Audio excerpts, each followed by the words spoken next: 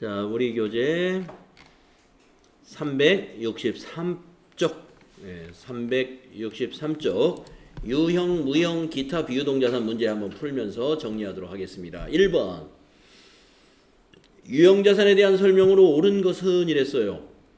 자, 기업이 보유하고 있는 토지, 건물 등의 자산은 기업의 보유 목적에 상관없이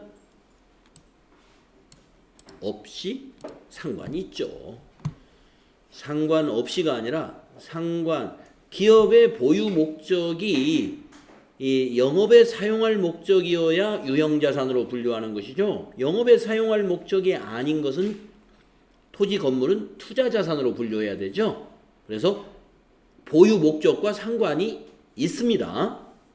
1번은 틀렸어요. 2번 유형자산을 취득한 후에 발생하는 모든 지출은 발생 시 당기 비용 처리한다. 모든 지출이 아니죠. 수익적 지출만 비용 처리하는 거죠. 유형자산의 취득 후 지출에서. 그죠? 틀렸고. 3번 판매와 관리활동과 관련된 유형자산의 감가상각비는 판매비와 관리비로 분류한다.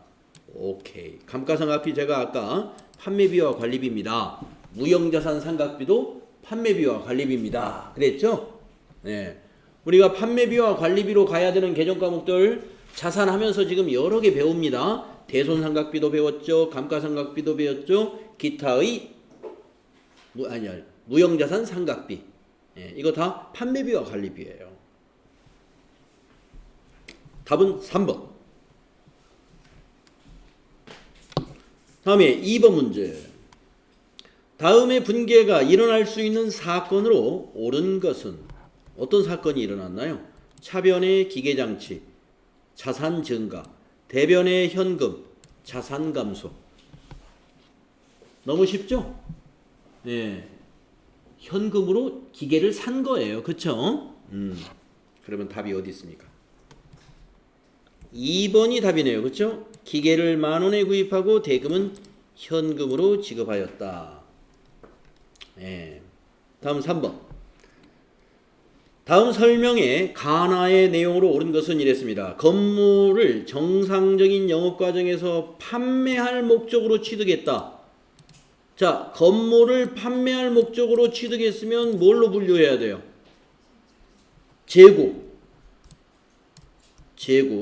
재고자산으로 분류해야 되고, 장기간에 사용할 목적으로 취득했다면 뭘로 분류해야 돼요? 유형자산. 그래서 건물을 재고자산이나 유형자산으로 분류될 수도 있습니다. 네, 그래서 4번이 답이 된다. 다음 4번. 주식회사 한공은 자동차 판매를 주업으로 하는 주식회사 대한으로부터 영업용 자동차를 100만 원에 취득하고 3개월 만기 어음을 발행하였다. 이러한 거래가 두 회사의 재무제표에 미치는 영향으로 올바르게 묶인 것은 어려운 문제입니다. 결코 쉽지 않아요, 이거. 자, 여기에는 지금 회사가 두 개가 등장합니다. 주식회사 한공과 대한이라는 회사가 등장해요. 여러분, 주식회사 한공은 자동차를 구입한 회사예요. 주식회사 한공이 뭘 했어요? 자동차 구입했죠? 자, 주식회사 대한은 자동차 판매를 주업으로 하는 회사가 대한입니다. 자동차 판매를 주업으로 하는 회사가 대한이에요. 그러니까 여기는 자동차 회사예요. 자동차 판매 회사. 그러니까 현대자동차, 기아자동차 같은 그런 회사라는 얘기죠. 네. 자, 그렇게 일단 이 회사가 무슨 회사인가를 알아야 돼. 두 회사가. 주식회사 한공은 자동차를 사가지고 어디에 쓸 거고, 쓰는 거야? 어디? 주식회사 한공이 왜 살까요? 영업용 자동차를 샀습니다. 영업용이라는 건 판매용이 아니죠. 예, 영업활동에 쓰려고 샀어요. 예, 자동차. 영업활동에 쓰려고 이 회사는 자동차 회사 아닙니다. 항공은 대한만 자동차 판매 회사예요. 자, 정리됐고 100만 원에 사가지고 어음을 발행해 줬어요. 여기다가 받으세요 하고 100만 원짜리 현금을 안 주고 어음 지급했습니다. 어음 지급했어요. 이러한 거래가 두 회사의 재무제표에 미치는 영향을 물어봤습니다. 자, 주식회사 한공은 자, 요 자동차가 영업에 사용할 거니까 유형자산인가요? 재고자산인가요? 예, 유형자산이죠. 예, 유형자산이에요. 영업에 사용하는 자산은 유형자산이에요. 재고자산 아닙니다. 2번 틀렸고, 예, 4번 틀렸고, 재고자산 아니니까 일단 재고자산이라는 말이 나온 건 주식회사 한공에서는 말이 안 돼. 자동차를 판매용으로 자동차를 산 게 아니라 영업용으로 사용했기 때문에 영업용 자동차를 샀기 때문에 유형자산이에요. 자, 그러면 주식회사 대안에서 볼까요? 주식회사 대안. 주식회사 대안은 매출 채권이 증가했느냐? 뭐 답이 이거밖에 없네. 맞은 게 이쪽 주식회사 한공에서 맞은 게 이거밖에 없으니까 자연스럽게 이거다. 왜 매출 채권이 증가했을까요? 자, 주식회사 대안은 말이죠. 어음을 받았잖아요. 어음이 이쪽에서 이 회사가 이 회사로 줬죠. 어음을 받으면 이 주식회사 대안의 자동차는 상품이잖아요. 우리가 상품을 판매하고 대금을 어음으로 받으면 우리 매출채권 배울 때 차변에 받으러 배웠죠. 그러니까 매출채권이 증가하는 거예요. 답은 1번이에요. 자, 그러면 답은 찾았는데 제가 질문을 한번 해보겠습니다. 자, 먼저 1번 문제. 이게 1번 문제. 여기는 2번 문제. 자, 1번 문제는 뭐냐? 주식회사 대안에 분계를 써보세요 하는 거예요. 분계를 써보세요. 주식회사 대안의 분계. 자기 노트에 한번 써보세요. 주식회사 대안의 입장에서 회계 처리를 해보세요. 그 다음에 2번 문제. 자, 주식회사 대안의 회계 처리 1번에다 쓰고 2번은 주식회사 한공의 회계 처리를 2번에다 써보세요. 문제 두 문제 제가 냈습니다. 1번 주식회사 대안의 회계 처리.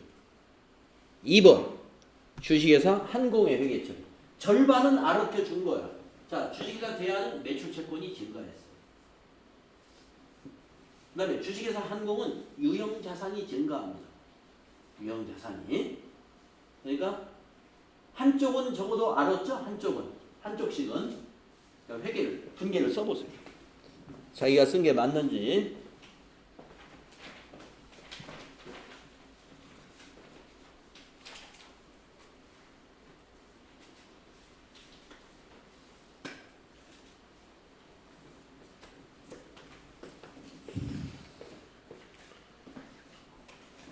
네. 맞추신 분에게는 요거 예, 보니까 볼펜입니다. 볼펜. 이거 남의 거 볼펜이 아니라 어제 여러분 이거 복학기 산 거 있죠? 예, 거기에 들어 있는 볼펜. 이걸 선물로 드리겠습니다. 답을 맞춘 사람. 네. 답을 맞춘 사람. 요거 이게 새 겁니다. 새 거. 예. 제가 지금 나오는 거 한번 체크해 본 거예요. 어제 이거 박스에 들어 있는 거 내가 꺼내놨다. 이거 배터리. 자, 맞추면 선물이고 못 맞추면 선물 없고. 누구에게 이걸 물어볼 거냐? 아까 제가 박민영 씨한테 질문했나요? 예. 그러면 이제 금재진 씨한테는 1번을 한번 물어볼게요. 1번의 답은 어떻게 될까요?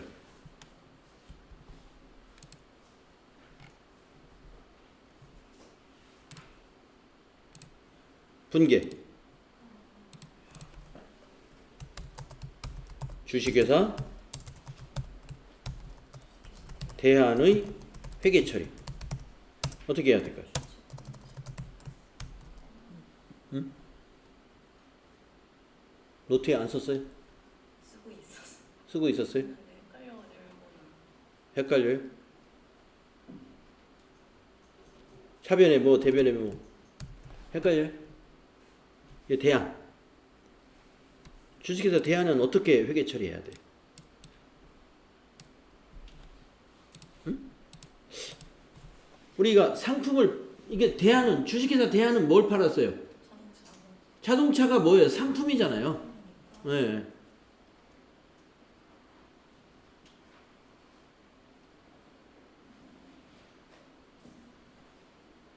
수익이 발생해요. 수익 발생? 그렇죠. 그러니까 계정 과목하고 금액을 넣어서 한번 써볼까요? 우리가 재고자산 어제 배울 때 재고자산을 매입했을 때 분계, 판매했을 때 분계, 그 다음에 결산 때 매출 원가를 인식할 때의 분계, 이 세 개를 살짝 하고 넘어가가지고 여러분이 잘 모르는 모양인데, 자 그러면 모르는 걸로 하고, 윤효원 씨 주식회사 대안의 회계 처리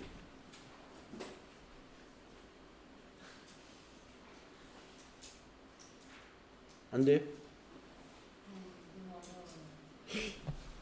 절반은 가르쳐줬는데. 그러면 조미소 씨, 네, 자 주식회사 대안의 회계 처리 차변. 네, 받으러움 100만 원 맞았습니다. 매출채권 증가한다고 답에서 맞췄잖아요. 매출채권 받으러움이 증가했잖아요. 예. 대변. 응? 상품. 상품 매출 100만 원. 네, 지금 현재 절반 맞췄어요. 하나 더 맞으면 볼펜 하나 타는 겁니다. 절반밖에 못 맞춰서 2번이 있어. 2번. 네. 자 2번 절반 맞춰. 2번도 절반은 답이 나왔잖아요. 이거 유형자산이 증가했다고. 응? 자 주식회사 한공은 어떻게 회계 처리를 해야 될까요? 주식회사 한공이 자동차를 샀습니다. 영업에 사용할 목적으로. 그러면 차변의 개정 과목은 뭘까요? 유형자산 개정 과목 중에서 뭔가 하나 쓰면 되는 거죠.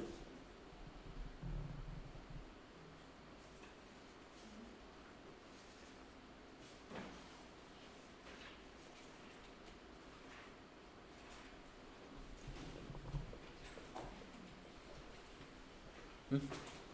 2번은 못했어요? 유형자산 증가했대. 주식회사 한공은.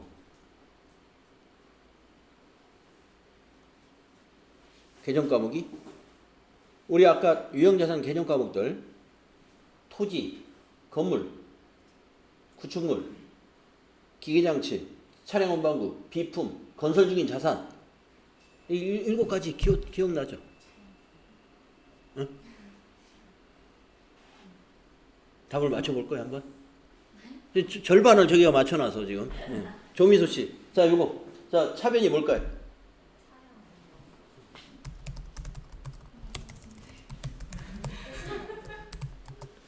예, 이제 요것만 맞추면 하나 됩니다.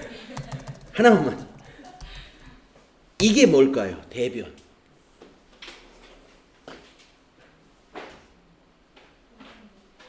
응? 예상 매입금.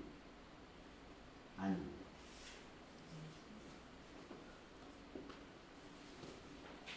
(100만 원짜리) 차를 사고 3개월 어음을 발행해 줬어요. 여기다가 어음 발행해 줬어요. 부채인데 아직 안 배웠어요, 사실은. 이게 우리가 아직 부채를 안 배웠어. 안 배웠는데 제가 살짝 말은 했었습니다. 예. 이 회사는 자동차를 파는 회사니까 상품을 팔고 어음을 받으면 받으라고 그래요.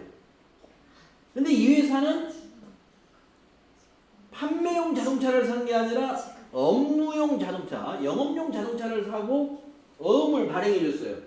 그러면 어음을 발행해 줄 때 나중에 부채에서 배우긴 배우는데 원래는 지급 어음인데 원래가 아니고 이것이 상품이면 지급 어음이에요. 이것이 상품이면 상품이 아니기 때문에 지급 어음이 아닙니다. 부채는 부채죠, 당연히. 네. 부채는 부채인데 이게 상품이면 차별의 상품 100만 원이면 대별이 당연히 지급어음이야. 선수금은 계약금인데.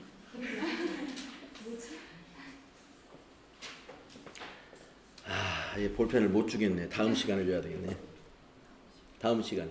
하여튼 미지급금입니다. 근데 이거 두 사람이 나눠서 풀었기 때문에 이거 이 정도면 볼펜 주셔야 되는 거 아니에요? 아니 근데 누구를 주냐고 이게. 먼저 하시면 돼요. 지금 맞춰. 예? 반이나 맞추셨는데. 반 맞추면 줘야 돼? 그래 줍시다. 반 맞춰. 아니 껍데기 아니라니까. 여기서 반 절반 맞춘 거야. 둘이 반 쓰다가 나중에 반 쓰다가 절반 쓰다가 좀 앞으로 좀 주면 돼. 이게 쉬운 게 아니었어요. 그래서 제가 이게 짭짤한 문제인 겁니다. 많은 걸 알아야 이걸 이렇게 풀 수 있는 거예요. 예, 이게 아주 좋은 사례예요. 이 문제가. 앞으로 여러분 부채 배울 거란 말이에요. 부채에서 지급어음과 미지급금의 차이를 알아야 돼. 예. 지급어음과 미지급금. 지금 어음을 발행했으니까 여기 지급어음이 돼야 되지 않느냐라고 주장할 수 있어요. 그 주장 좋아요. 그러나 틀렸어요. 지급어음은 나중에 부채 이제 내일 배울 텐데 내일 바로 지급어음 나와요. 지급어음이 부채예요. 부채인데 상품을 매입하고 어음을 발행해야 그게 지급어음입니다. 재고자산 매입하고 어음을 발행해야 지급어음. 이거는 유형자산을 사고 어음을 발행했죠? 미지급금이에요. 만약에 말입니다. 대한이 자동차를 팔았는데 이게 만약에 상품이 아니고 이 회사의 차량 운반구라고 한번 가정해 볼까요? 주식회사 대한은 사용 중인 차를 한공에다 팔았어요. 사용 중인 차. 판매용 차가 아니야. 사용 중인 차를 팔면 이 회사의 회계 처리는 어떻게 되느냐? 자동차 판매를 주업으로 하는 회사에 상품을 파는 것이 아니라 사용 중인 차를 팔고 어음을 받았다 하면 차변은 미수급 100만 원, 대변은 상품을 파는 게 아니니까 차량 운반구 100만 원. 이렇게 되는 겁니다.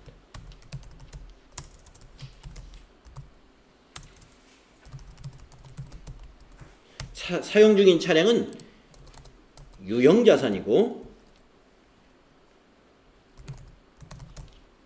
판매용 차량은 상품인 거죠. 판매용 차량을 팔면 수익이 발생해서 상품 매출이 되고 사용 중인 차량을 팔았으면 자산이 감소합니다.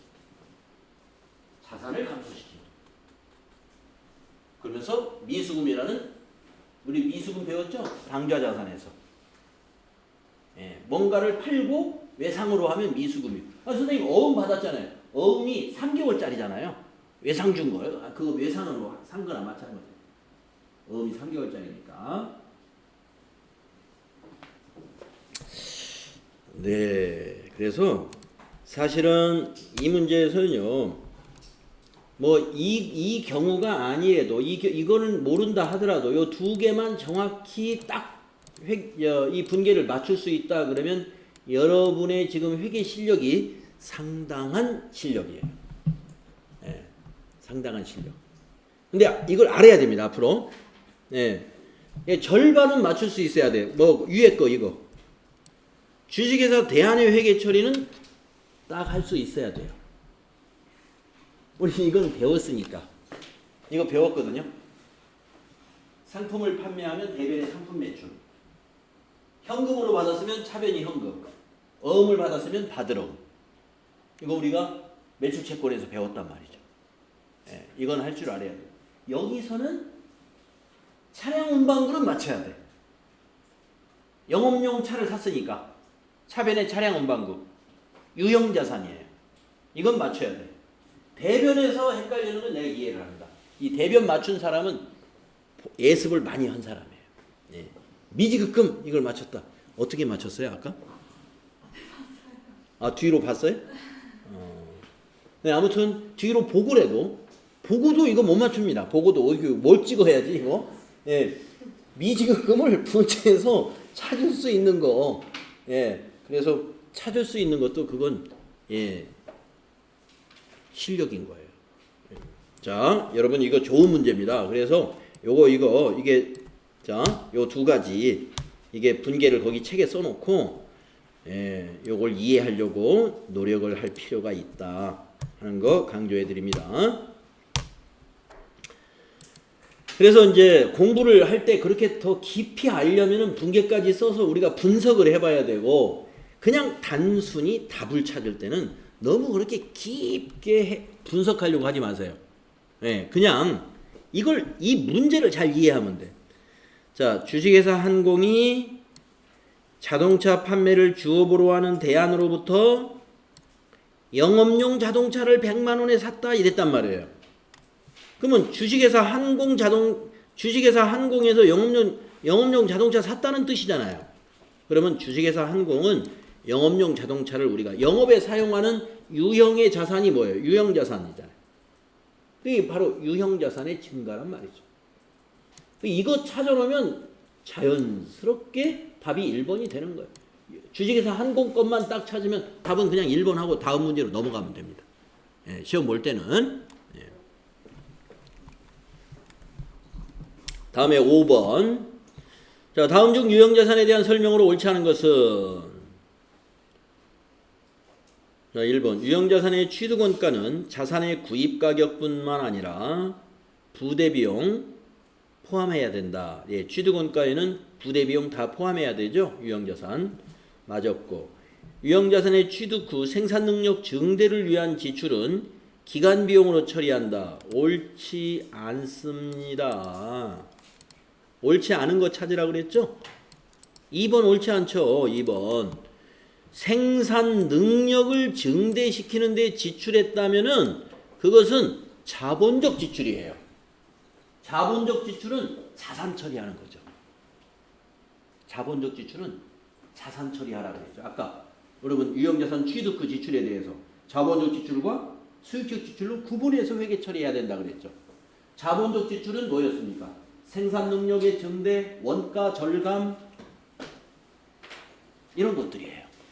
네. 그래서 비용 처리하는 게 아니다.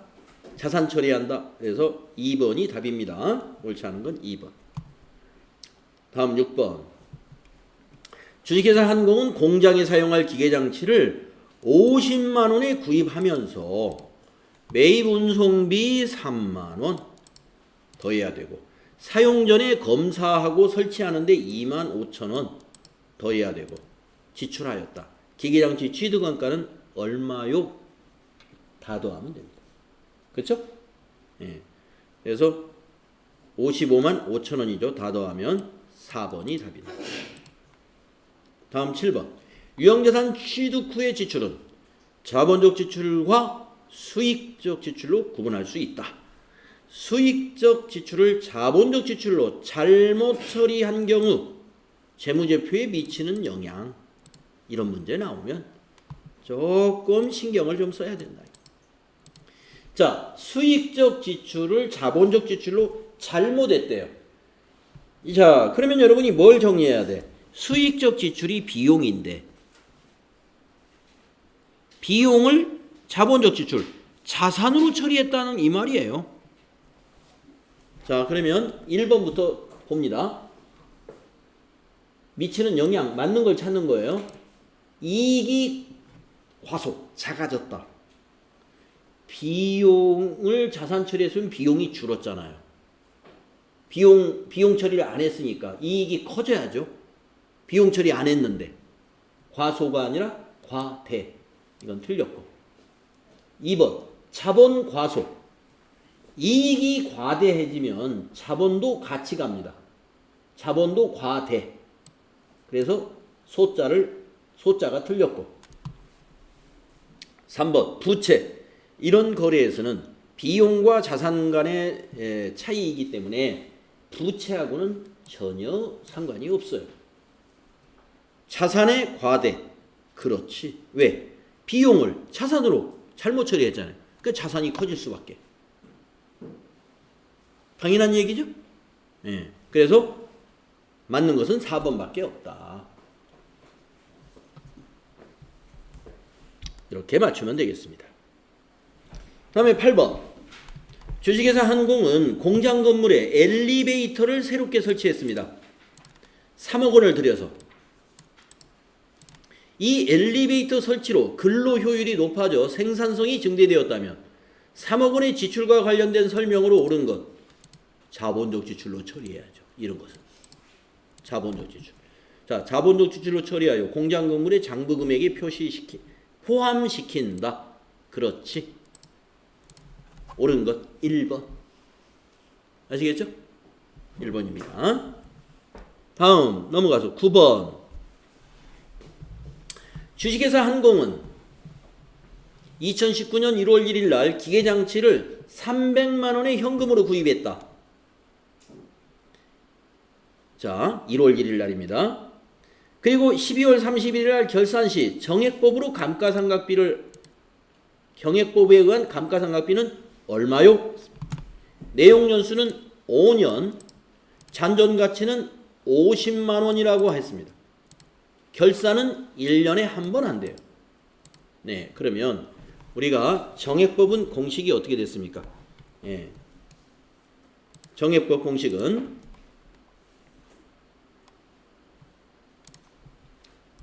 이렇게 됐었죠. 정액법은 취득원가 빼기 잔존가치 나누기 내용연수가 1년치 감가상각비다 이 말이에요. 그러면 취득원가에서 잔존가치를 빼가지고 내용연수를 한번 나눠보겠습니다. 자, 300만 원에 취득했고 잔존가치 50만 원이니까 빼면 250이죠. 250만 원을 5년으로 나눠보세요. 그러면 1년에 50만 원이죠. 그래서 2019년 12월 31일 결산할 때 딱 1년 지났기 때문에 답은 50만 원이 되겠다 이겁니다. 3번이 답이다. 1년에 50만 원씩 5년에 걸쳐서 감가상각을 하면 됩니다. 왜 250을 5로 나눈지 아시죠? 이 잔존가치 이것 때문에. 이걸 뺀 거예요. 300만 원에서 50만 원을 뺀 게 250입니다. 다음에 10번. 다음의 내용을 참고하여 2019년 12월 31일 차량 운반부의 감가상각비는 얼마요? 자, 1월 1일 날 샀습니다. 2천만 원에 샀습니다. 그런데 취득세가 200만 원이 나갔습니다.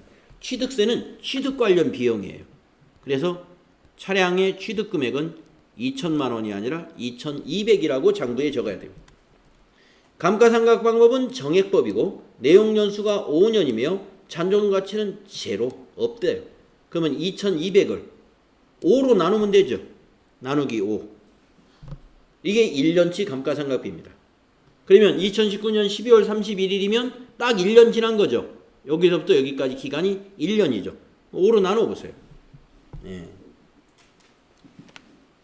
2,200만 원 나누기 5 하면은 440만 원이 답이다. 쉽죠? 계산해 보니까 이제 정액법 확실히 알겠죠? 가장 쉽습니다. 정액법이. 자, 11번. 다음의 내용을 참고하여 2019년 기계장치 감가상각비는 얼마냐? 자, 2019년 거를 물어봤어요. 근데 이 기계는 언제 샀어요? 2018년 1월 달에, 1월 1일 날. 얼마에? 1,000만 원에 샀습니다.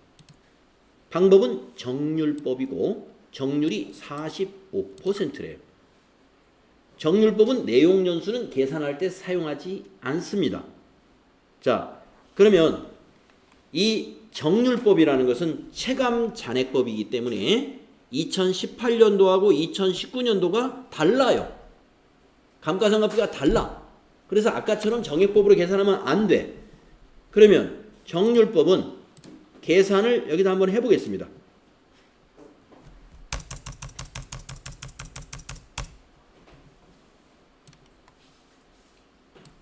1차년도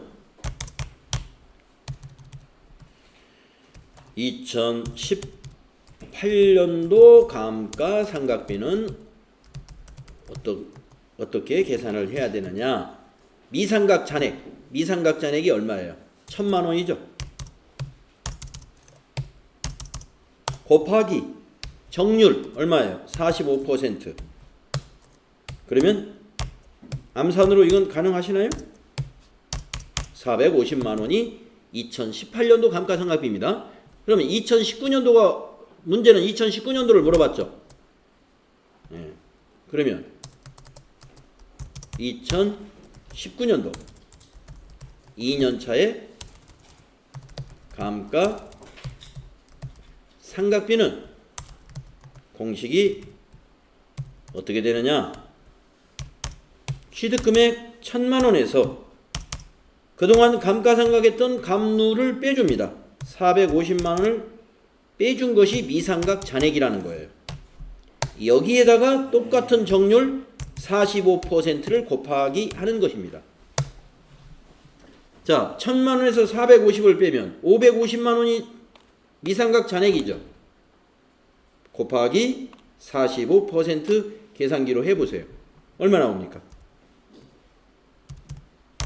2,475,000 나옵니다. 여러분 수업 시간에 계산할 때 저하고 같이 계산하시면 돼요. 현재는 핸드폰에 있는 계산기를 쓰시고 시험장에 가서는 핸드폰 계산기 못 씁니다. 손계산기만 쓸 수가 있어요.